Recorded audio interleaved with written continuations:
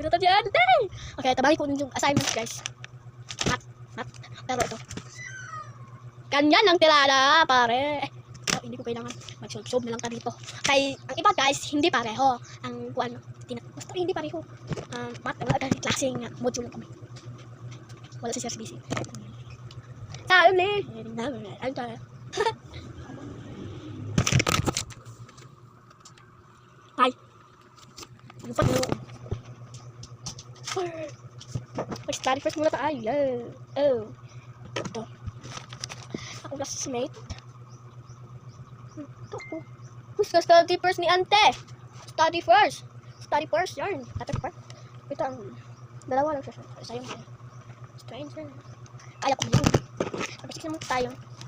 Stranger. Yan. Oh, stranger. 6 times 6 times 6 times 6. Lagi. 6, 36 times 6. 36. 6, 12, 18, 18, 19, 20, 21. 216. 6 times 6 times 6 equals 216.